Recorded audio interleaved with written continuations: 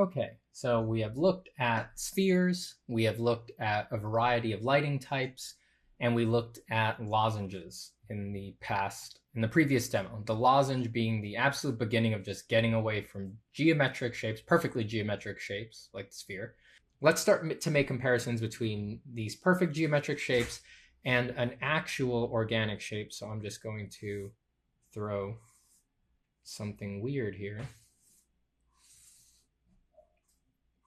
Let's look at that, because the kind of drawing that we like to do, I'm assuming that if you're looking at this video and you followed my art and you want to know about shading, for me, it's because you want to do anatomy, characters, figures, render weird things. This is more what we need to know, right? Geometric shapes will come up less, and the principles, of course, they're the same across.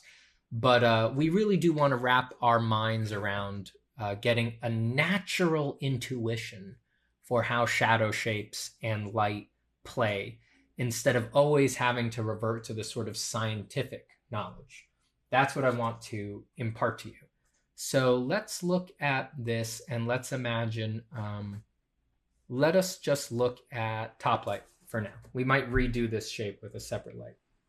And we're going to do this because in the lozenge demo that we just did, you saw that the direction of the light can create some very interesting shadow shapes, even on a shape that is very regular and simple, right? So here, we're not going to rock the light yet like we did on the last one, like we did on the lozenge, because the shape itself is interesting.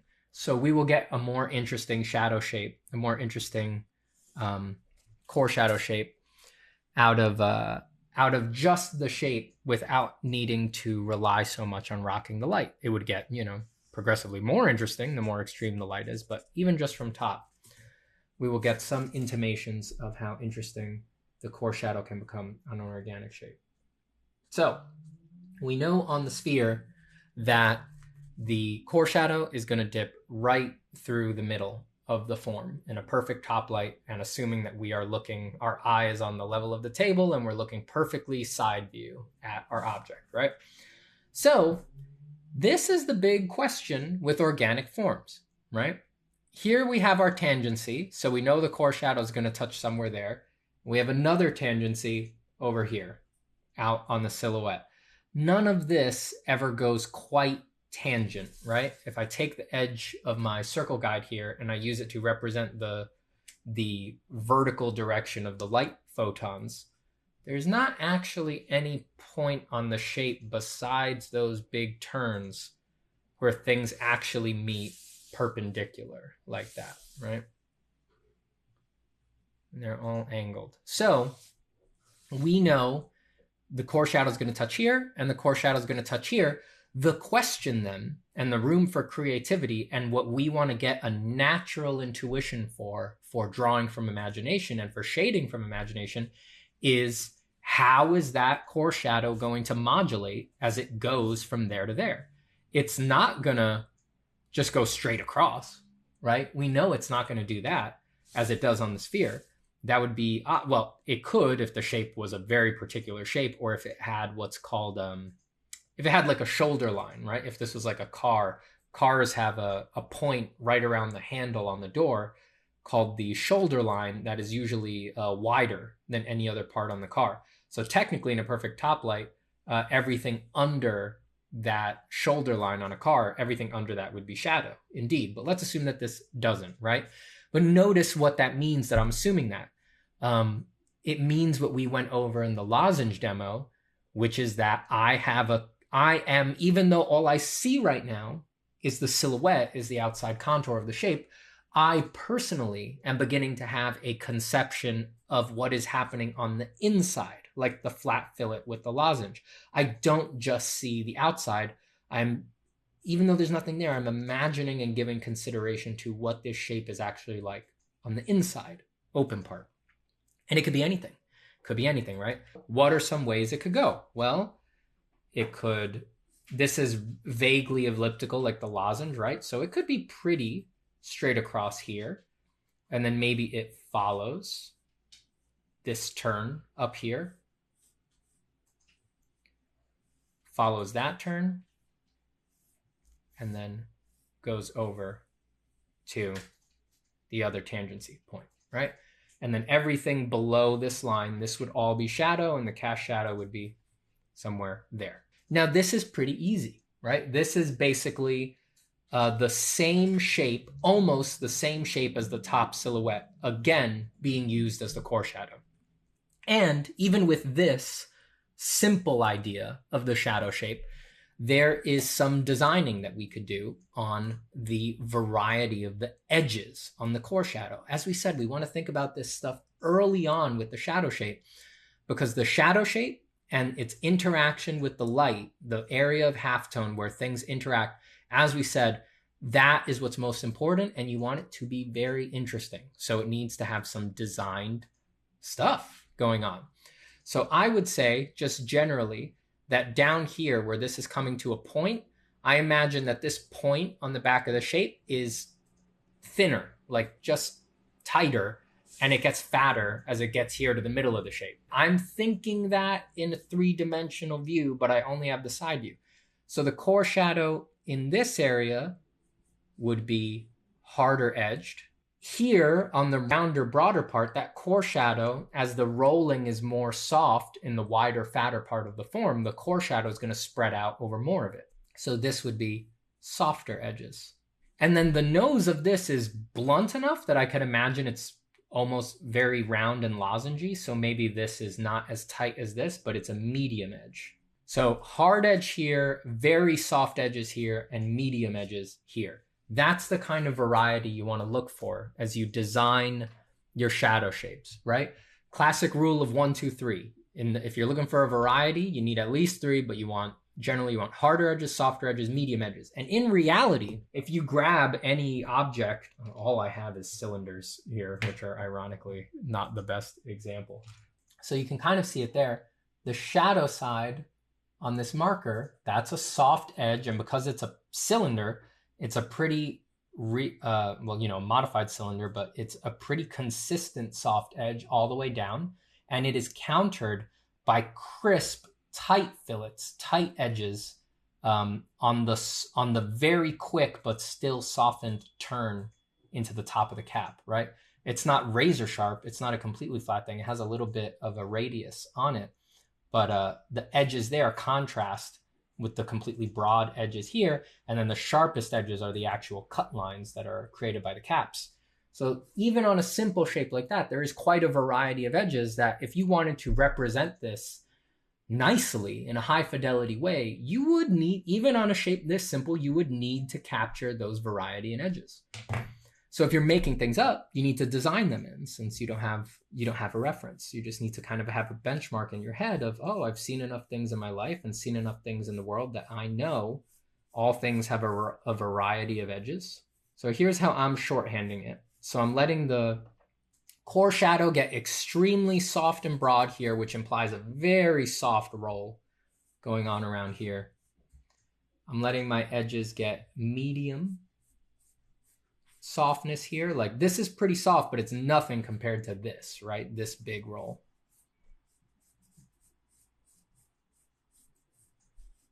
Up here. And then as we get to this, I just want it to basically become a razor sharp fillet.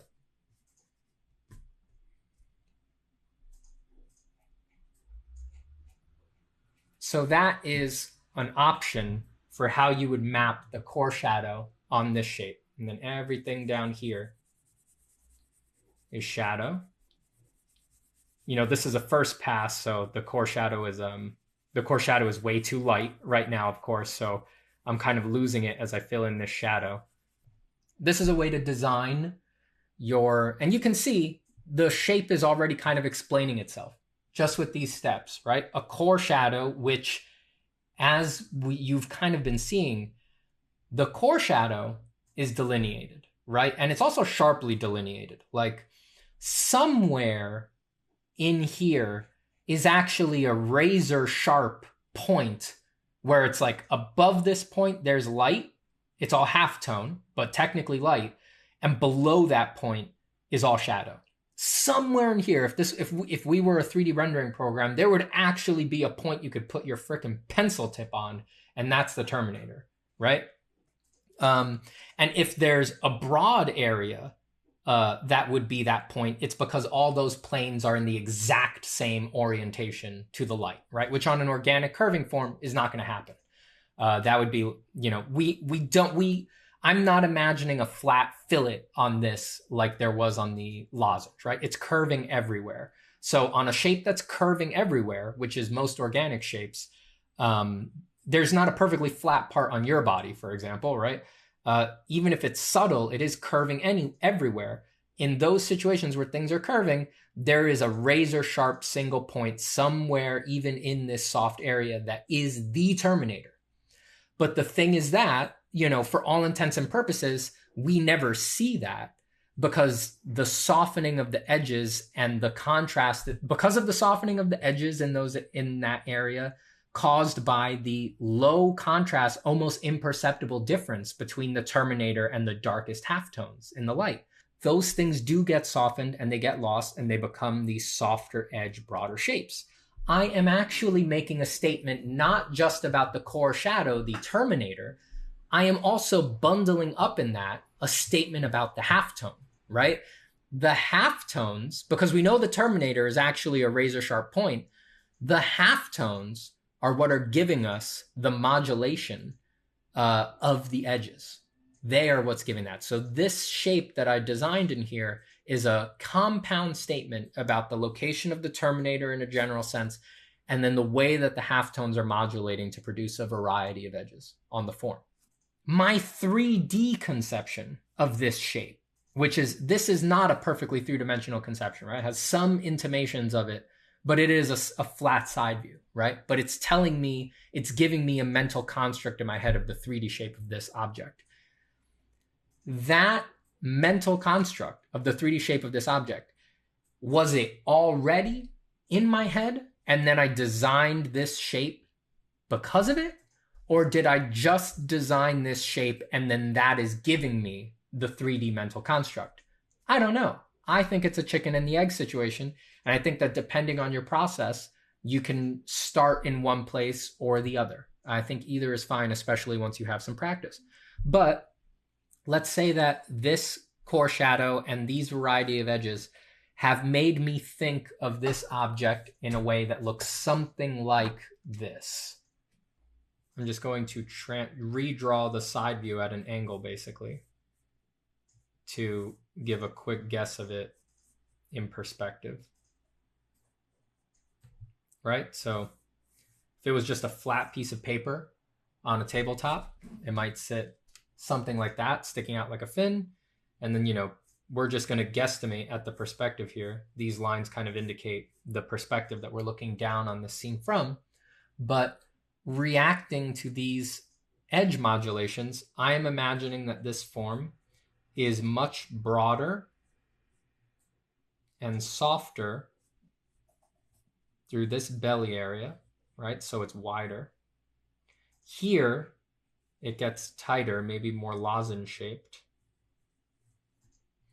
And then back here, it actually kind of, let me get this to roll away a little bit more. It actually maybe it comes to a bit of a shoulder because it gets so tight, right? Because I designed it to want to have a hard edge there. It's going to have a bit of a shoulder. So then I'm redrawing my cast shadow, going through there, basically in the same area where I have it in the side view. And you can see that the conception that I have here of this thing's shape in 3D is based entirely on what it would take for a real sculptural form to produce edges of this variety. So medium tightness circles here, broad, soft circles here, and then basically not circular, but almost like a tight, if you were looking at this shape from the front on the back of this guy, it might be shaped something like that, right? Almost like a shield shape tail tip. So this actually, even just this little bit of designing shadow shapes gives us quite a complicated form. So as I've already said, this is what I want you to have in mind while you draw. This is really what it takes to understand your shading while you're doing it so that you can arrive. I'm going to give this like a little plinth bottom or something. This is the level of thinking that you want to have in your head to arrive at sophisticated shading and rendering from imagination, or on forms that maybe you have reference for, but you need to do modification to make the statement that you want to make.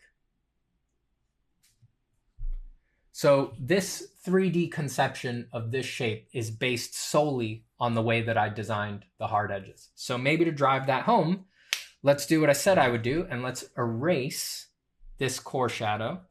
All right, that's mostly ghosted out, but I just want to make sure that I make this case on the exact same form. To get more sophisticated and to understand your shading better and to really understand references that you're looking at, you have to understand that there could be really dramatic changes in the form that do not get communicated on the silhouette at all. And it is when you keep that in mind and are always looking for that and are inventing that, that's when you get a sophisticated sculptural understanding. And that's what it takes to make your shading, you know, stand out and feel real and feel that's what we see in life all the time. That's the benchmark that we have. That's the level that you want to get up to. So I'm just going to rock this core shadow quite different here. So I'm going to do like a big zigzag here. And let's get some of the positive form that we were talking about in the previous demo. So boom. This is a reaction here to that top shape, but this is not much of a reaction to that top of the silhouette. And this isn't reacting to anything that is visible in the silhouette. But this implies a lot about our shape, doesn't it? So this is what I want you to have in mind. This is what I mean when I talk about designing core shadows, right? Like they create an incredible contrast between what the eye reads from the silhouette and then what the eye understands to be the interior form of the thing that is being drawn. And this, it's understanding this that allows you to model things realistically instead of just doing symbols, right? It's this understanding that would let you, I don't know, render an airplane nose on and have it read instead of always needing to draw like the cartoon airplane silhouette that explains itself most clearly based on the silhouette, right? You can get more sophisticated as long as you understand these principles. So I'll design this core shadow. So I want it fatter here, softer here, broader here. So that implies that this is a softly rolling wide part. We can keep medium edges here as it gets to that nose. And then I want it to tighten a lot as it creates that wedge that inserts into the back part, right? To me, the shape that I designed here implies to me this shape is shaped something like this, where this top fin, so the shape gets a bit of a fin there, and then it switches the other direction and goes horizontal. So that is definitely a more complex form. And maybe you picked up what I'm trying to get at here with this demo. This is kind of starting to look like the stuff you see on the body, right? This is starting to look organic. This is actually starting to look borderline anatomical, right? If I were to turn this vertically, I could almost show you that this is the beginnings of how you shade a deltoid, which is teardrop shaped, intersecting with a bicep. See, very similar shapes, right?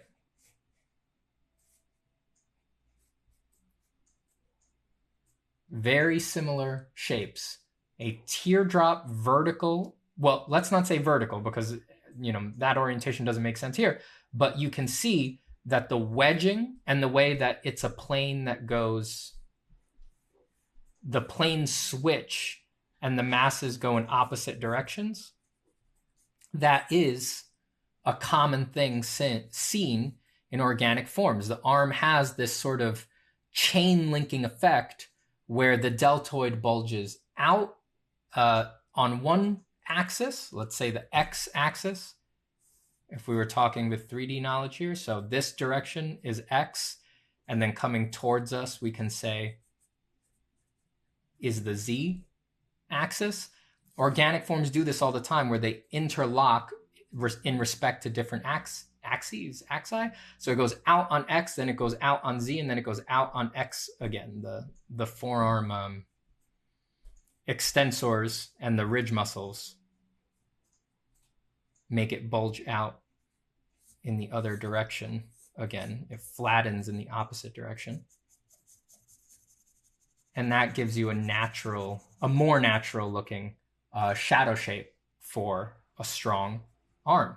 So you can see what I'm getting at here. This is really the base understanding of communicating these anatomical forms realistically.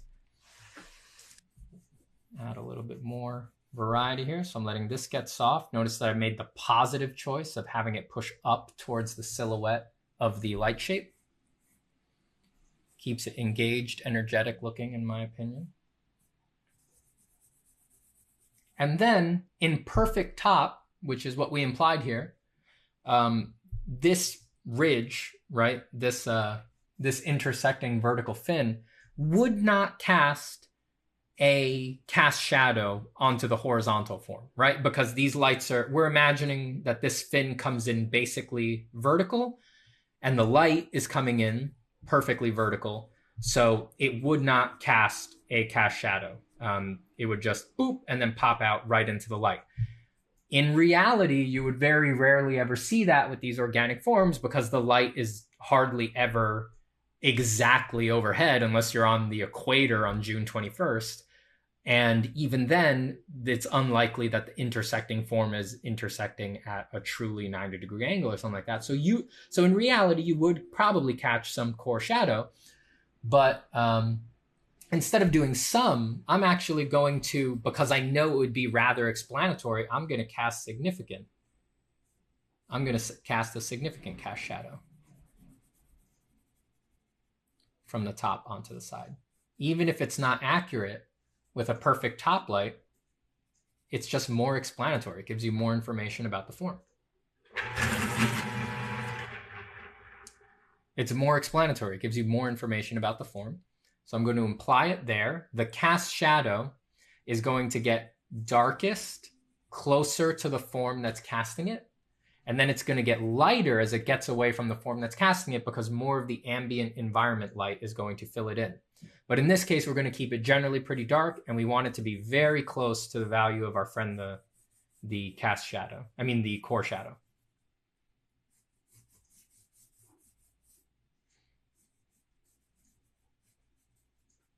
Now, how do we explain this interlocking shape a little better in the side view, since we have that conception of it from our little 3D sketch here?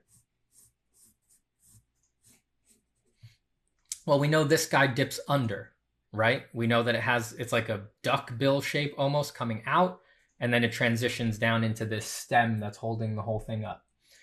Well, this part that's sticking out is going to get more environment light, right? It's going to have more stuff that's bouncing off the table up into here. So we could get a photon here, boop, and it bounces up, and it fills in more of that area underneath.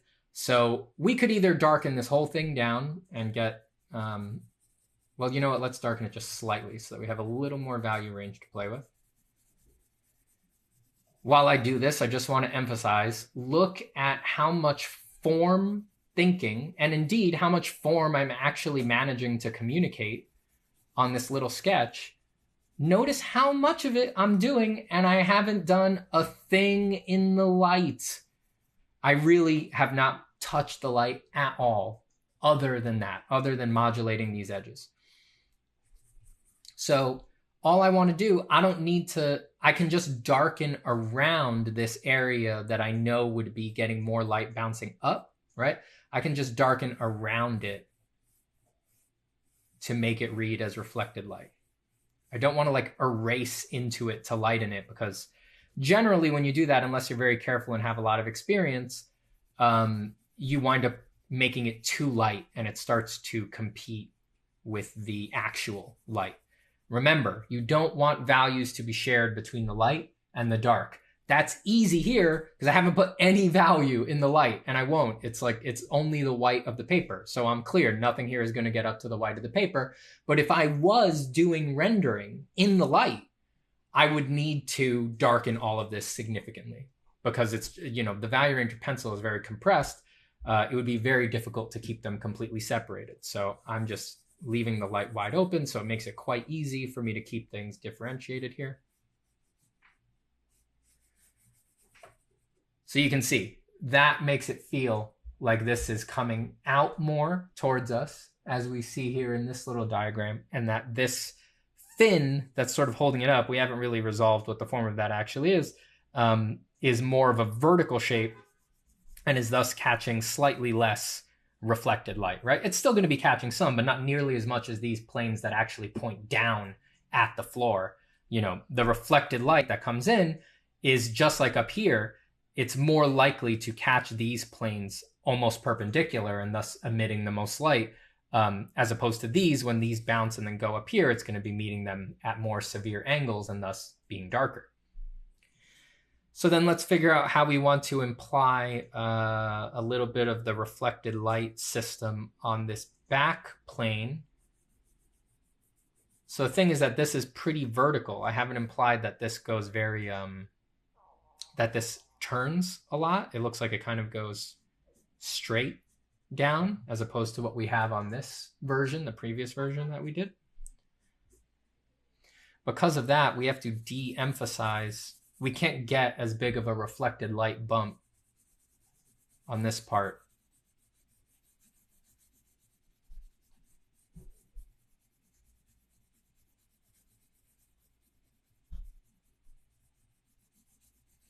So in a situation like this, there's more sophisticated ways to handle it, and you have a little bit more leeway on a form that actually has like texture and undulations and stuff like that. But generally, in these exercises, the pocket solution here is to just do a simple gradation. So let it be darkest up by the core shadow, and then it's staying relatively flat. You can see that this shadow shape is much flatter compared to the value changes that are going on here, right? This is significantly darker than the reflected light area, and then the area under it is significantly darker as well. Here, it's a much flatter shape, but there is a slight gradation from darker up here to lighter down here to imply that that part on the bottom is closer to the floor and thus catching more of the reflected light. Less reflected light is reaching up here because the bounces are losing energy as they travel higher and higher and higher. So the pocket solution for these flatter shapes is to keep them as flat as you can while also implying a slight gradation. And then that opens up the whole can of worms of how do you arrive at that, right? What is the answer to how dark should it be while still being flat, and how subtle should the gradation be so that it still feels like a gradation without making the shape feel not flat? That opens the can of worms of contrast. Those are contrast questions. And it is important to keep the contrast hierarchy in mind when you do things like this. I have broken my contrast hierarchy now because this looks much darker than everything that's going on here, right? It almost looks like there's like a secondary light going on. So if I wanted to, making this change and darkening this down significantly has altered the contrast hierarchy of this piece. We are now basing our understanding of the light and dark in this piece off of this darker area. So I don't know if I'll do it right now, but to maintain the contrast hierarchy here, and the part of the hierarchy that I'm inspecting here is what is the degree of contrast between the light and the shadow, right? The degree of contrast, we know this is light, we know this is shadow, but you could imagine all of this information being communicated with kind of what I have here, where it's being communicated with pure white, with basically what amounts to pure white and very dark, almost black, right? You can imagine it being even perfectly black, right? Which would be a wider contrast range, right? Pure white and pure black has more contrast when put next to each other than this off-white and this actually just dark gray, right? That's less contrast. The contrast hierarchy in question here is what is the degree of contrast between the whole light shape and the whole shadow shape. So I have complicated that, made it less clear, thereby altering the hierarchy by making one part of the shadow significantly, I would say too much darker than another part of the shadow. That is confusing the hierarchy in respect to what is clearly light and what is clearly shadow. If we had different intentions for the piece, if the more important part of the hierarchy that we wanted to address was indeed, if priority number one for the contrast hierarchy was the difference in, was the contrast between the reflected light and the core shadows, then that might be okay. Then that might actually help us make our point, because then that degree of contrast change would more effectively imply that there's much more bounce light getting this lower part of the form than this higher part of the form. But in this case, that's not actually my emphasis. We're talking about first principles here, the most important stuff to know. And before you get into making any pieces whose whole point is the differences in the intensity of the reflected light in the shadow, good luck, you're a master if you pull off that piece. More likely, you're always going to want to put your money and your work on what we've said before, the overall difference between the light and the shadow and the interaction therein. And as such, to me, in my opinion, there being this much of a change between darkness of the shadow here and here is blowing the contrast. So I know that that can sound a little bit in the weeds, but it is, unfortunately, it is a super important part of controlling your shading. Even if you've modulated your edges, even if you have made the core shadow super interesting, even if that super interesting core shadow also displays a characteristic understanding of what the actual 3D form of the structure is, if the contrast is off, let's say it is too low contrast, all of it was for naught because the viewer can't see it. It's all barely different. You could imagine doing all of this work, all of this information with a gray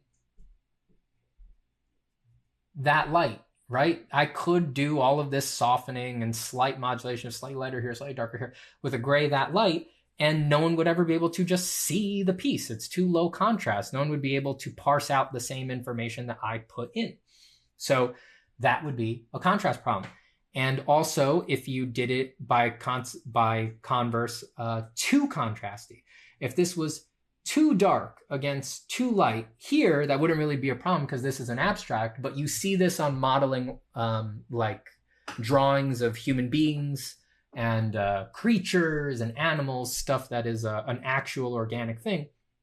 For example, flesh has a particular contrast range because it is organic, it's modeled. Light actually penetrates flesh to a certain degree and then emits back out, thus raising the value of flesh. That those considerations mean that if you render flesh with, unless you're very careful and base the whole piece off of this, like for example, a Caravaggio, if you render the flesh with basically perfect black against perfect white highlights, it doesn't look like flesh. It doesn't look realistic. It doesn't look convincing because it looks like metal. The contrast range becomes inappropriate for the material that you are trying to convey. So all of those questions are contrast hierarchy questions. And it's a hierarchy because you pick the priorities. You have to decide. You have a limited amount of contrast to work with depending on your medium, right? Pencil, super limited. Oil paint, much broader. But no matter what the medium is, the contrast range is limited. and it's a hierarchy because you must decide with the limited contrast that you have, what will you emphasize? What is priority number one? So on this little demo here, I said priority number one is the overall contrast between the light shape and the shadow shape. So to follow that priority, the light shape has almost nothing in it, just to make it easy for a quick demo. And the shadow, when I made it too dark up here, I could have made the choice of lightening this dark patch to match this lighter area down here, but that doesn't work with the priorities, right? The priority is to increase the contrast between the light and the shadow. So if this got too dark, I choose instead to make everything that's too light in the shadow darker. That is the choice that aligns with my contrast hierarchy, and I would not do the opposite.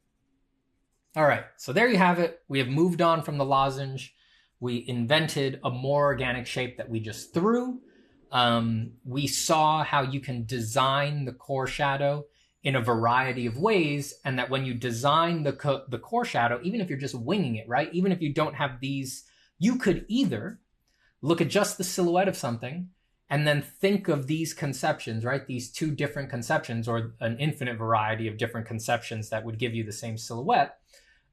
You can think of these things. Let me smooth out this because it actually doesn't plug straight in. And it actually tells me that this should make a little bit more of a sharp edge there. There you go. So now we have soft, hard, hard again. Nice curve shot. Soft again, and then medium edges here. Where was I? I got distracted fixing that up. You could have an infinite variety of conceptions of the interior of this form that would arrive at basically the same silhouette. So you can look at the silhouette, think of that conception, imagine it, and kind of feel it out and think what you're going to do, and then sketch the core shadow to give you some indication of that conception. Or you can do it the other way around. You can look at the silhouette, think basically of what the tangent points are going to be for your core shadow to get the base principle of the geometric ball, and then you can take your play and design a shape however you want. You just need to be aware that the way that you design that core shadow, both its shape and its variety of edges, is then going to feed back and necessitate a particular three-dimensional conception of that form. And that is really the core. You saw here, those thoughts about the core shadow and edges are really, that is actually all you need to think of to do the first lay-in for an organic form, right? This is a useful shorthand for an arm that is based entirely on the movements of the core shadow, which are explaining things about the inside of this shape that are not necessarily communicated in the silhouette. In this case, that particular thing that is happening on the inside that is not communicated by the silhouette is the fact that these shapes bulge out this way and then alternate and bulge out this way. So it's a flat disc here, and then it changes the direction of it being a flat disc. It goes, that wasn't the best way to explain it. I can exaggerate the core shadow more. It's like, in fact, I'll just draw another diagram down here. It's like a chain link where the links alternate their direction. So that information, which is true about the arm, is not communicated in the silhouette. It is only communicated by the way that the core shadow bounces. And that comes from a solid conception of what the shape actually is on the interior. And that should show you, as we move on to doing much more organic shapes like arms, you're going to see that that's all you need to think about. It's all this over and over and over again, and then just regulating your contrast. All right.